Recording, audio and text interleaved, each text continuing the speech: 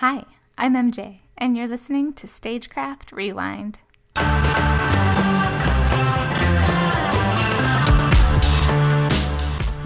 In the early 1900s, 18th and Vine was the hub of the African American community and of the Jazz District in Kansas City. Just a few miles away from this historic, vibrant intersection, where the big band sound of yesteryear improv'd its way to produce a sound that forever changed American music, I sat down with Luck 20, a local jazz band, led by award-winning composer and pianist Parker Woolworth. I skipped around, because I'm trying to go around and skip around. It's okay. Okay, so we have Parker on the keys. Yes, we do. We have Jordan on the bass. We have Asa and Henry on the trombone. Yeah. Alex on guitar and percussion, and Ben on the drums. Oh my gosh, I've never been on the radio before. This is so cool. I play drums. My name's Ben. Hi, Mom. I love my fans. And Our fans, I mean. so this is Luck 20, and I just wanted to start off by asking you, do you have any pre-show rituals? Asa shows up 3 minutes before we're supposed to play. Okay. That happened once. And everyone's like, where is he? We typically just pray everyone gets there. Sure. Before they get So I have a pre-show ritual. I've just got to get my lighter and my my needle. It's someone gets a new tattoo. Who wants it? I will happily. Thank you. Seriously. I wish. I don't have a Just a needle. little, like, I know it'd be dot. pretty cool. Just I would love. little- I would love to. Maybe later. Which Bible verse would you I love the energy down here. I just heard them rehearsing, and they are smooth like butter. Can you tell me your origin story or your origin trilogy? Parker, Yeah. you want to start this off? Yeah, so this originally started as a duo kind of group that was learning through the music of jazz. So my origins are classical, but I've always loved jazz more. And my freshman year of college, I met Jordan on the second day of band class. Bass player. And Jordan is now forever my bass player, but at the time, he needed a lot of catching up. He had just started on bass, asked to switch instruments. He actually played guitar for around 6 months beforehand or whatever. And we met and we sat in a practice room and we got to talking, and then all of a sudden that practice room turned into his house. We'd start talking here, and then all of a sudden we started rehearsing here on the weekends every day then. And that's actually, Jordan, what do you think about that? Me staying over here every other friggin' day just to play music. I really didn't know how to play at all.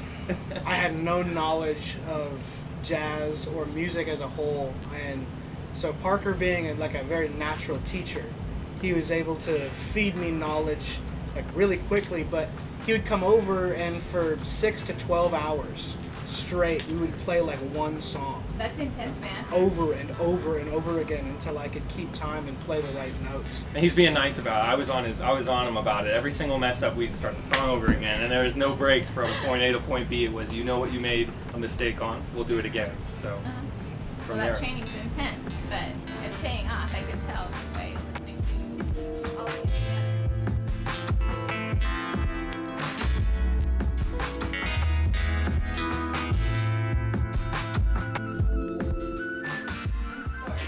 So I guess after Jordan and I continued to play together, we started inviting people over here, and we actually had a lot of people come to this place down here and play. Jordan actually was mostly the hookup for space to just kind of come and do things. So as we evolved, we got Ben down here more often, and we got Asa down here and Henry down here more often. And I guess during the second semester of our freshman year, pretty much almost everyone was here. Alex is, I guess, the only exception because he didn't show up till the next year. Yeah. Yep. So we're coming from, like, what's your common link? Where did you meet? Kansas City, Kansas Community College. That's where we all go to school right now, or we're all alumni of. And that place is for real magical. Jim Mayer is our band director. He is like well renowned throughout Kansas City in jazz, but he's also every couple of years he just puts out an exceptional rhythm section out of the school. Some notable people are like the Reyes brothers here around town. They play at the Black Dolphin and Green Lady fairly regularly.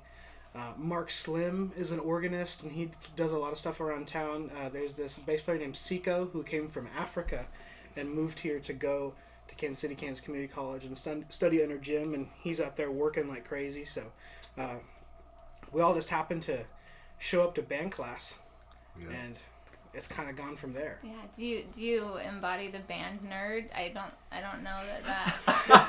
That's question. A separation there. I would say the horn players and the keyboard player, very much so. Probably.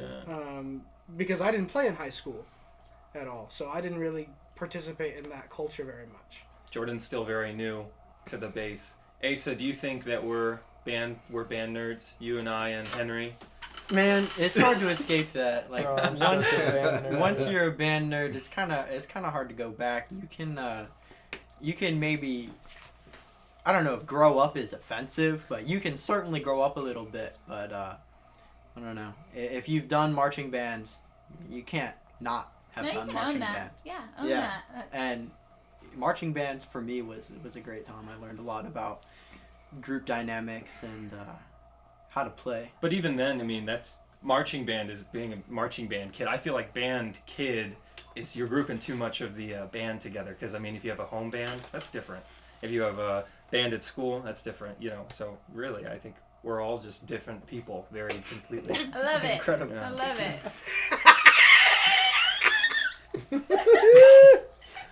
I'm gonna say a cuss word. Okay, ready, set, swear. go. Yeah. All right, so I know that Parker teaches because he's my vocal coach. Do any of you teach? Not yet. Not yet? Not yet. Interested? Yes. Interested in teaching? It's difficult to be a musician in your adult life without teaching, just because when you know enough about music, you sort of have to teach other people about it. Even in the sense that the knowledge just like leaks out of you, but it's a very necessary stream of income. So I'm only 19 now, but my goal is as soon as I'm out of college, or maybe even before then, start teaching. What's the age range here? I'm the youngest. I just turned 19 a couple weeks ago. It's Asa Martin, youngest, and then it would be Ben and I are 21. Henry Fair. We're the cool ones, you know. I don't think Alex is 21. No, I'm definitely not 21. Alex is 19 like me. Oh, wow. Alex, how old are you? I'm 30. Oh, Alex is wow. I'm about 20 years old. And I mean, obvious. I turn 20 next month.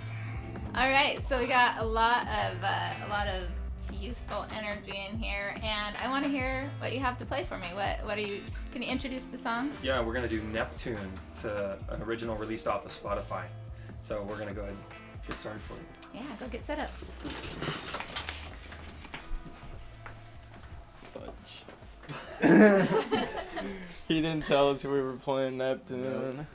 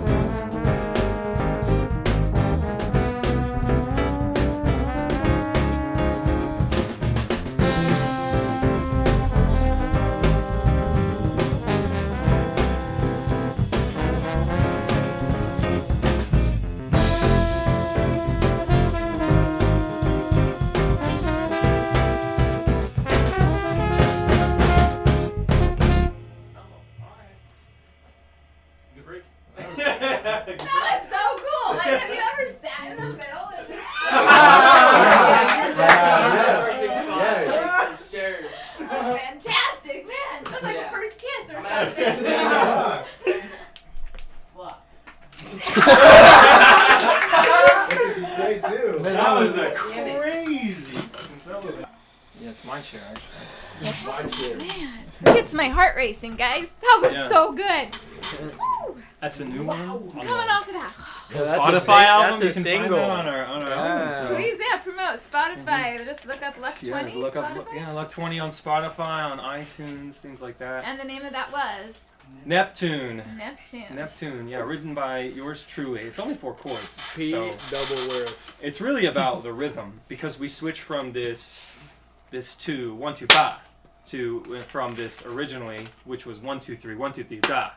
And the rhythm actually changed because Jordan created a variation when I was teaching it to him, because we were struggling with the original variation. And then I was like, oh, that's easier. Let's play that. And he's like, no, I definitely still want to know the way you're doing it. I was like, okay. So eventually we got everyone set on the 2 grooves. And as soon as him and I had it, everyone just picked it So up. you switched grooves? In We the switch middle grooves. There? Well, not in the middle, but usually we do. On the album we do. So in order to hear Okay. it the way it is, Yeah. you gotta Spotify. go. Yeah, you gotta Like go on 20. Spotify.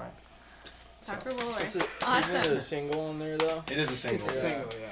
Single on the album. Awesome. Okay, so I want to know things that I should know, like telling each other.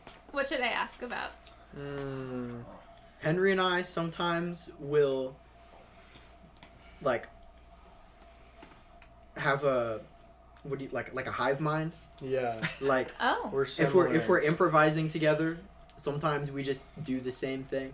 That's Or, actually or we'll do the same thing in harmony. and that's how we came up with that melody we just played. Yeah, Which that is song. funny because we both just started playing an E, and then all of a sudden I went down a half step, you went up a half step, and we were like, whoa, and then we started doing this weird like step thing, and Yeah. then like we just matched, and it was a fit, and we extended it out a little bit, and that's the melody. So That's incredible when Tron that Brothers. yeah, magic starts to happen. right, yeah. Yeah, that I think a lot of the time Ben is the glue for, I mean, almost everyone really, but Ben Ben is a on huge drums. Ben on drums. Yeah, Ben Yeah. Garber, he's phenomenal with us Yeah. because I can do whatever I want and know that the drummer's gonna make it fit, and I don't get that a lot of the time. Sure. It's hard to glue with new people, but Ben is the glue. It's not that you're trying to do it with anyone. You just have to stick Stick with Ben. right there because it's already there for you. So it's perfect. Well, and I'll tell on myself. I don't practice enough, so I mean that really in a group like this it like shows. You got to be, at home practicing all this stuff and then coming here to rehearsal to rehearse. Not to we don't want to be stuck practicing here. Every week because then it just we're just behind. So for me personally, I don't practice enough at home, so then it's I get here sometimes and I'm just like, damn, I really suck, just because all these other guys are in school still practicing every day. Jordan's only been playing bass for 2 years? Max? Not even yet. It hasn't even been 2 years, and that's because he just practiced every day. Sure. Yeah. So when the practice is done elsewhere, you can just show up and Rehearse. Right. rehearse. Yeah. Yeah. And But no become one- no gel one- together. No one will admit this, but original music is a separate monster of its own. Because I can practice as much as I want anything, but until I sit down and actually practice the original music we're making, I won't get better at it because Yeah. it is difficult. The charts that we play have things in them to challenge us as musicians Mm-hmm. because we like it, but then it also has a tasty groove that we have to appeal to the audience with. So you give and take as a musician. You can do your musical things, but you're playing to an audience. Okay, so help me unpack that a little bit. What do you mean by original music? Okay. The way it's written. So you're not talking about your original music. I'm talking about any original music, really. Okay. Because if you write music, you have to explain to the musicians groove, you have to explain to the musician harmony, you have to explain, and we solo over our tunes, so I guess maybe there's a part of that that's a little bit more difficult. But we have to understand a lot about all the music that's written, and all new music doesn't always sound like the old music. And that's good, but that's challenging. You mean old music as in jazz standards? Jazz standards, yeah, things Just that the people stuff play all the we time. knew, Yeah, the you stuff know, we already yeah. know. We're taking that knowledge and adapting it to sound like a fusion group, which is hard. Okay. So All right. Wow. Yeah. I imagine I am a songwriter, but I'm sure you guys would say oh, she has left an empty place, so I don't know about where the groove is, or there's empty stuff that needs to be filled in. But the better the musicians, the better all that stuff gets filled in for you. So I can hand them a chart, and I can entrust them with that. You're going to play this the way I want you to, and you're going to play it your own style, which is going to bring everything to the table I want. Yes. And that kind of outlines a lot of the way we, specifically for the album that's out. A lot of that music was Parker wrote down chord changes on his comp notebook, and there wasn't even really a melody written. He just had ideas based on the chords that he was playing, and he's like, all right, fellas, this is the song. And he's like, I want the horn players to figure out the melody. And so really all those songs were written down here together during rehearsal, with everyone kind of figuring out how their part works with everybody else and how to like stay out of the way. Because I mean, we all like playing a lot, and we have. Are you all show offs a little Yeah, bit? Yeah. And so Yeah, that he goes, it's like a huge detriment sometimes, because everyone's like, Parker, I've noticed this, and you'll probably hear this in some of the recordings we do. We'll do a lick at the same time.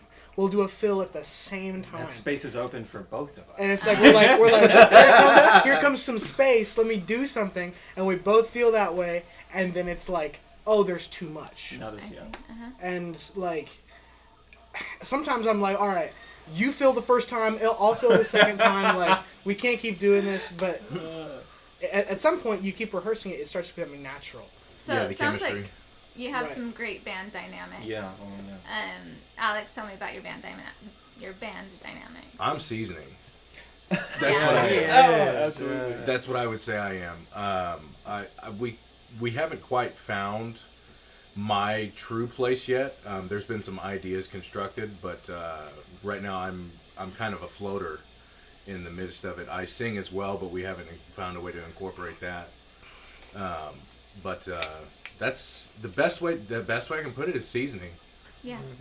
Yeah. You fill it out. Yeah. You make it a little more best. The umami, if you must, if you will, right?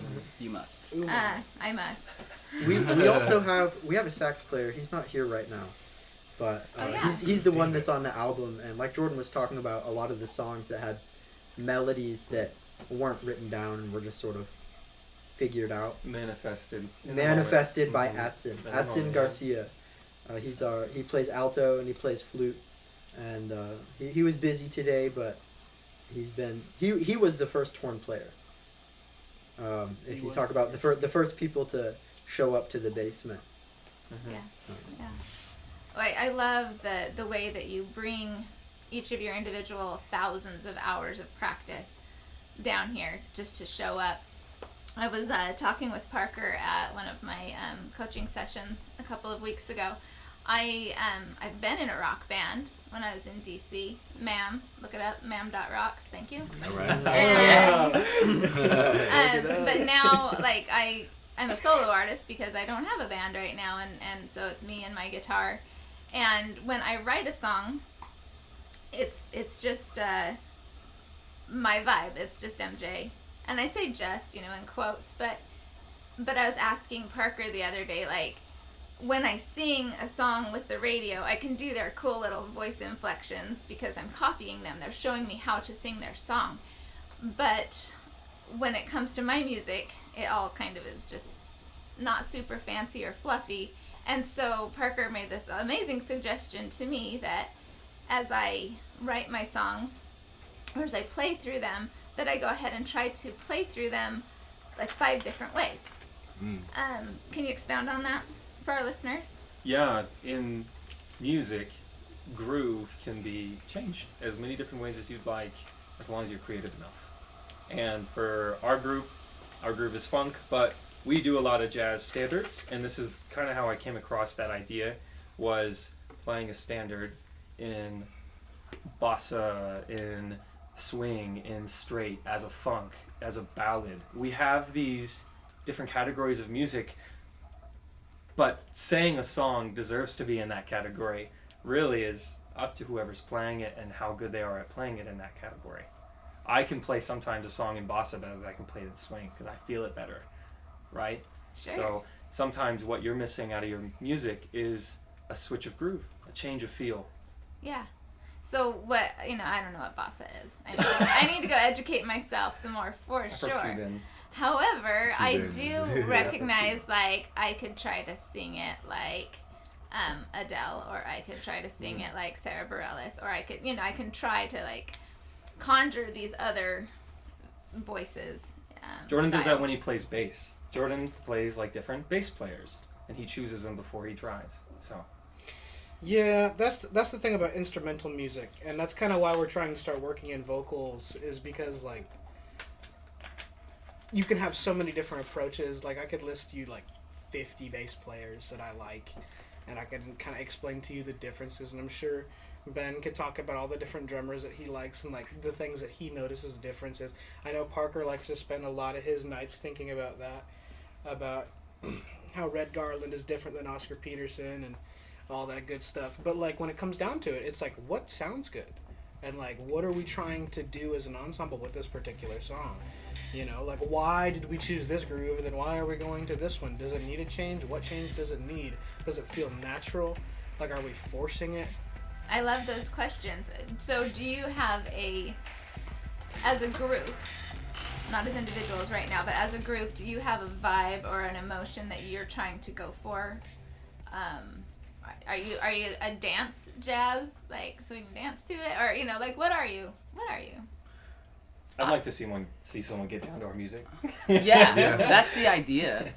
I guess if you're playing live, it's like, are people dancing? Right. How would you define our sound in a word? That's kind of That's challenging. Yeah. Rowdy? It's not always rowdy. It's Ornery. ornery. That's my name in French. On There we go. There we go. And we're back. We're back. On that note, can we have another musical Yes, interlude? we can. Yes, we All right, can. can you introduce this song for us? The song's called Under the Table. Let's go. That's funny. No, what are you talking about? Wait, we were just playing this, right? This is the easiest one we have. I didn't keep that take. You want to sit in the middle I didn't again? keep that take. It was just a warm-up take. Henry, I need this solo. Yeah, this one's all you, big hoss. It's you and Alex. I'm just, oh, sorry, my water.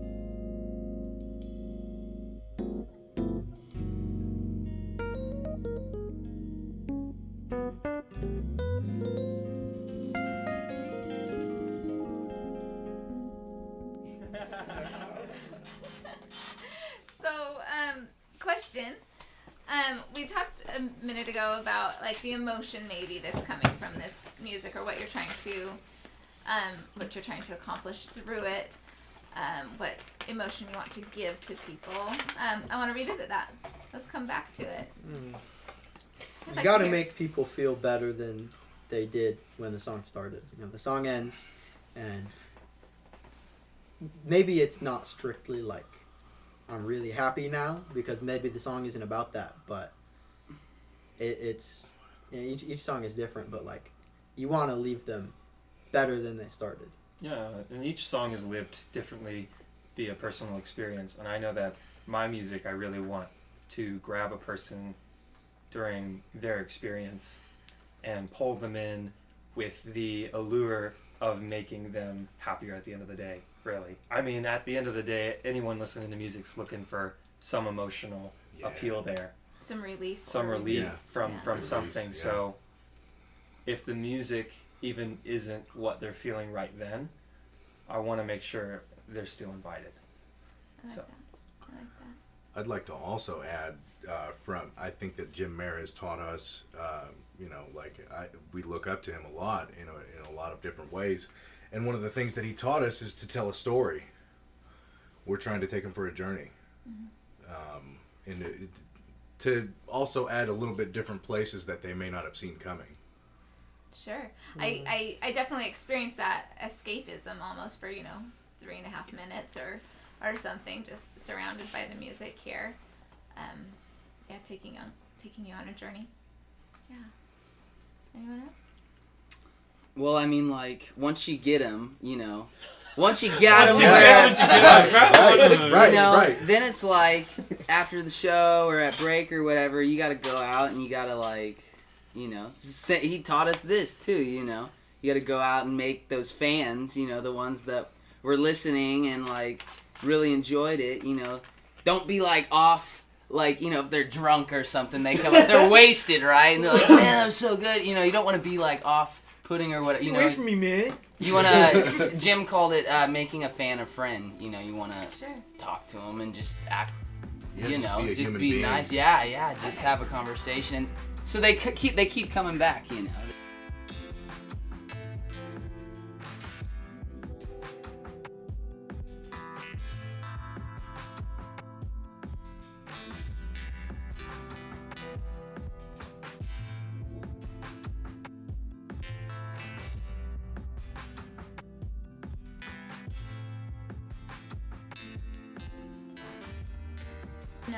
Each of you individually as musicians are so separate and on your own life course.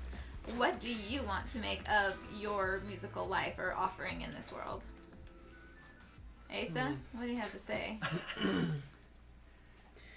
Something I know I've mentioned to Jordan. I don't know if I've told you this yet, Henry, but the thing about jazz trombone is that it was started as a solo instrument. Jazz trombone was started by J.J. Johnson, and it was back in the 50s and 60s, and it's always been it feels like it lags behind the other instruments in terms of technical ability and ability to tell crazy stories. You can tell pretty stories and you can tell bluesy stories, but they're not always really intense. It's only really within the past 20, 30 years that, as far as I know, that trombone players have started to catch up, and the mix of technical ability, being able to move around the instrument really quickly, and the ability to storytell have started to mix. And for myself, I really want to be at the cutting edge of that. I want to be able to do things that people haven't done before with the trombone, and I want to inspire more trombone players to do that.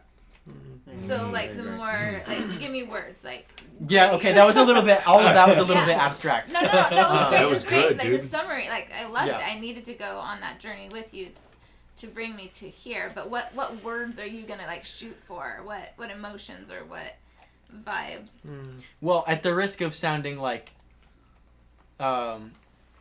Risk it. Yeah, risk it. Higher, faster, louder. That's the thing. Every young musician wants higher, faster, louder, and I'm sure my opinions will change when I'm 30, when I'm 40. It changes every day, honestly. But I feel like there's a lot of untapped potential for playing cleanly fast, for telling really intense, fast stories. I don't know. A player that comes to mind is Marshall Jilks. He does that. He's one of my inspirations. But I don't know. Talk on that, Henry. Like, what do you like? What's your? It's a hard instrument to play. With the other, you play saxophone, you play trumpet. You can click a button and you get a different note. On trombone, you got to physically move the slide like several inches. Here's the thing that's cool about a trombone compared to a lot of other instruments is that we have the ability to play all the notes, the notes between the notes. It's true. I mean, okay, so think about a trombone. It's a tuning slide. That's what it is. We can go in between the positions that are in tune and create notes that are out of tune. A famous note like this is called the blue note. Which, does anyone really know how to describe the blue note? Yeah, just like that. There's, see, this is why we love Parker. It's also why we hate him. But there we go. There it is. No. But that's what I think is really cool and unique about the trombone is I think when you really hone in on your style, and for me a good example, as Asa mentioned, a bone player, I'll mention one too. A good example of pure style is a man of the by the name of Frank Rosalino. Rosalino. And Frank Rosalino just played with the cleanest, dirtiest, bluesiest, filthiest, but It's true though. He was just something of this world, and unfortunately he left us in such an unfortunate way, But I mean, right now it's like there's not too many solo trombone players in the city. There's like maybe one, maybe two, and I'm trying to be One of them runs UMKC. Yeah. Okay. So I'm trying to be the third one, and Asa will probably be the fourth one. So that's definitely the goal, and we finna run it. So Yeah. amen. Yeah. All right. What other life goals do we have? Musical. Like, why are we doing this? What are we hoping to get out of it? I mean, like, I don't know. I just want to just play, around KC until we have conquered KC. Conquered. Yes. And then I want to be able to travel at some point. I don't know if this group was to go somewhere, I don't know where the best place would be exactly, but I would love to have that opportunity to just travel with the band and go somewhere, And Ben and I want to go be in a movie. Okay, we want to be actors. Oh, that too, yeah. Well, that's we've already. Should we talk about this. that movie? I mean, maybe a little bit. It's kind of. I mean, it's a different kind of. I mean, it's an exciting movie. It's definitely an action movie. Oh yeah. Action packed. Oh yeah. And I think Luck 20 might even. We could do our own stunts. Do the music for it. Oh, It we have could to be the do Luck them stuff. 20 backstory. Oh. This could be part of the end credits. Oh, Yeah. good idea. Yeah. Unfortunately, after Sorry, it would be censored. After you wouldn't be able to actually see. Let Ben continue. No, I just want to Just want to travel, just keep conquer. playing. Yeah, and just Do like the Romans get do. yeah, pretty much. If anyone needs two handsome 21-year-olds in their movie, just let us know. And Now they we're are gonna be in someone handsome. else's movie. Oh dang it! Yeah, we never had our own movie. We just want to be in someone else. Oh dang it! And I started when I learned to play my instrument, I was listening to rock stuff that my dad listened to because he was in a band when I was little, and so he turned me on to all the classic rock you could swallow, and just that sort of thing. So I didn't start playing jazz really heavy until I got to KCK. Like I was in jazz band in high school, but like my school was a little 2A, 3A school. Like it was jazz band, but it was not Jim Mayer jazz band. It's like 1C. Yeah. And it's like it was one of those schools where like you played sports, like no one's trying out for sports, like, you know, and Yeah. I mean, there were 40 kids. Hey kid, you can play an instrument, right? Right, yeah. Yeah. In my class. So it was like, and I was good, but like, you know, now I'm starting to see it's like that, you know, when you get older and you're not like, you got to keep moving up, you got to keep coming up with different things and like all that, you know, when you're a kid and you're playing the drums and you're 12 years old or whatever, it's like, yeah, that's cool. You're good. Like a lot of people, you know, are coming up and saying things, but it fades away. But yeah, my school was definitely like a place where if you were good at something, you were a star. Sure. And I kind of wish in a way I could have went to a school where, you know, there were tryouts and like I had to, you Step know, up a work. little bit, Yeah. yeah. Because it might have been better for me. I had an experience. I did an open mic night on Tuesday night here at the Rhino, and I had like an existential crisis the next morning. As I was waking up, you know, half awake, half asleep, I was feeling like in my own little world with my friends, I don't have a ton of musicians that are like really like trying to build a musical brand. I love being around musicians like this. It just fills my soul. But in my own little pocket of the world, I'm just like this lonely little fish in a fishbowl. Mm-hmm. And then going to the Rhino and just seeing all these other musicians, it made me so happy because it's my tribe. Except for then I'm not special anymore. Yeah. You know, like I'm with my people, but I'm not special. You know, but there's so much to learn, and right. so much more to push through to become more. Oh, yeah. Jordan, how about you? I started really late, and I decided it as a gamble. I was gonna go for like automotive tech originally, and then I was like, well, I just want to play guitar really bad. And then Too bad. And then Jim's like, we really need a bass player, and I was like, okay, that's good enough. And I definitely like it more, and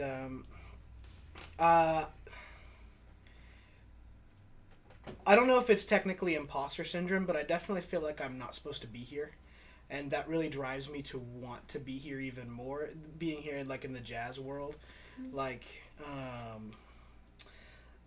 I've been a little busier recently, and we've been going to this place called the Mutual Musicians Foundation, which if you don't know about it, it's the place where Charlie Parker came out of. It's been around for 105 years now, and it is the center of Kansas City jazz. And recently, myself and Henry and Parker and Ben a couple times trying to get him out there more, but it's a late night jam session. It goes from 1 a.m. to 5 a.m. That sounds incredible. Yeah. It's the craziest jazz you've ever heard. The most unbelievable experience you will ever have. It's a different dimension. Exclusive like entry, like No, it's a $12 bucks. cover. That's your exclusive. But if you're $12 there to play jazz, you know, they'll let you in, and it's a tough group to get into. Mm-hmm. They're definitely persnickety about who they let in for free. I got in through Tony Reyes, one of the Reyes brothers. He's a good buddy of mine. But ever since I've been going there, it's really like kept my fire hot. Like I want to like create a legacy and a space for myself within the breadth of KC jazz history, because like this is where a lot of it began. Yeah, I went down to the 18th and Vine. Yeah, that's where it is. That's Yeah. exactly where That's it where is. Yeah, I checked that out, that museum out. An incredible experience to walk through. Oh, There yeah. definitely lights the fire. Right. Yeah. Again, absolutely. Alex, what's your story? My story. I've been in a couple of bands before. This is back when I used to use drugs recreationally, and then I used them for coping mechanisms. Ultimately, that didn't work out well, so I had to take a step back, really find myself spiritually, and then I decided to one day I had a dream that I was playing back at KCKCC. You used to go there before, right? I did. I had the same scholarship that I have, and I went in and I talked to Jim Mayer, and he was like, "Where'd you go?" Because I left. I'd had a. I'll just put it. I lost my mom to cancer when I was 19, and it really turned my world upside down, and I just ran from everything. Sure. And so now, like once he asked me what I was doing and where I had been, I told him everything, and I asked him if I wanted to come back, I would like a hand up, not a hand out. What would I need to do? Yeah. And he told me to prepare a couple of songs and to audition with, and it could be whatever I want. And I did so, and I nailed it, and the rest has been history up until... And then I met Jordan that very same day, actually. Mm-hmm. And he was very, very nice. I was like, man, this guy's cool. And he remembered my name, and he was like... It was really cool, because he was like, you know, if you remember somebody's name, it makes an impression on them. It makes a stronger impression. Anyways, that's just a little bit of side notes and whatnot, but...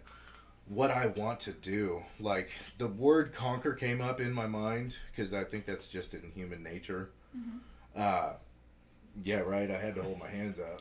Yet you holding the world. Yeah. You know. But no, like when I thought about it more thoroughly, this stuff, music is as vast as the universe, and I would like to explore it more and give it to someone the way music has been given to me, mm-hmm. in such a way that it can move me, or that since it has moved me, I want to move somebody else because it feels like I could be giving back to something that was given to me. Yeah. Perpetuate and pay it forward. Yeah. It is a transformative experience, or at least it can be, mm-hmm. When we allow it, or when we crave it, or when we seek it. And I have the same craving. Mm-hmm. I think I want to conquer fear, and then I want to conquer the world. Right. You know, lot of things to conquer, and a lot that has been overcome to get us into this room here today. Are there any last thoughts you'd like to share before you play us out with one last song? Yeah.